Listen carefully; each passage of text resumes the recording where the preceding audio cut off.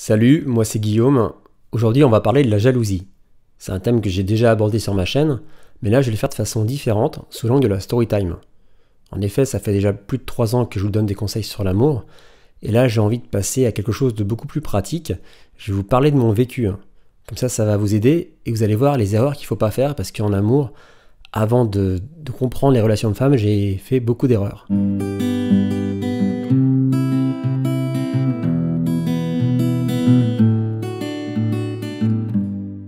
Quand j'écris une chanson, en général, je m'inspire de ma vie, de mon entourage, des fois j'imagine, et aujourd'hui, je vais te raconter l'histoire qu'il y a derrière la chanson à qui d'autre que moi.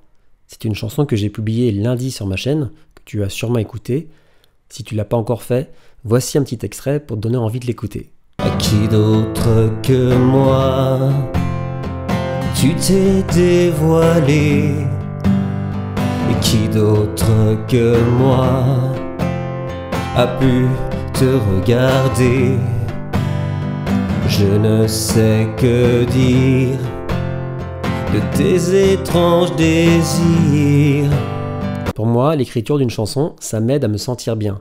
Ça m'apporte du réconfort ou du courage. J'aime bien connaître l'histoire derrière la chanson. Alors c'est vrai qu'en fonction de notre vécu, on va se raconter à chacun notre propre histoire en écoutant une chanson, mais là, justement, aujourd'hui, je vais t'expliquer, moi, quelle était la raison qui m'a poussé à écrire cette chanson. Passons à la story time. Je venais d'avoir 21 ans et j'ai rencontré une fille qui correspondait complètement à mon idéal physique. Pour moi, c'était un coup de foudre tout de suite, et pour elle aussi, j'étais fou amoureux.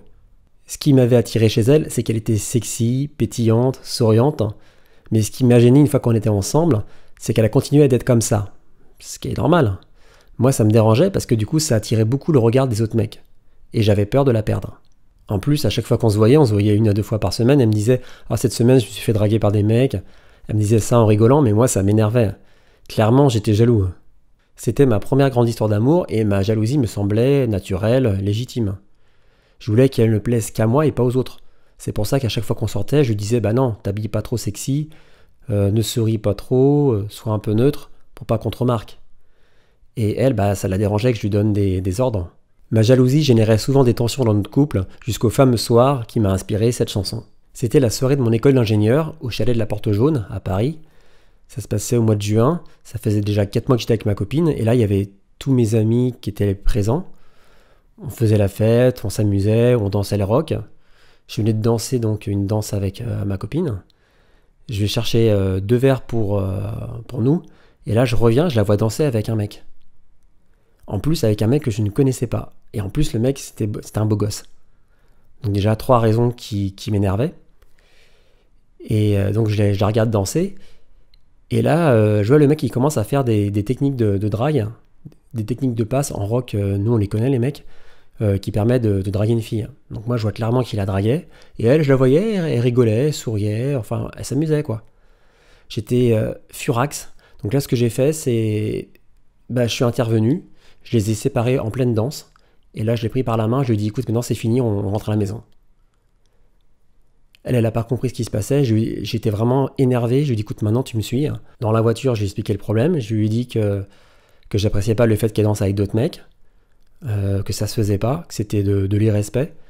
On est en couple, on est ensemble. Pour moi, la danse, c'est quelque chose d'intime. Donc, si elle danse avec un autre mec, pour moi, c'est comme de l'infidélité. Je supporte pas. Là, elle n'a pas du tout apprécié que je lui dise ça. Déjà, elle n'a pas apprécié le fait que je vienne la chercher alors qu'elle dansait. Donc, suite à cet incident, malheureusement, on s'est séparés. Ça a été notre première rupture. Alors qu'on s'aimait. C'était difficile à vivre.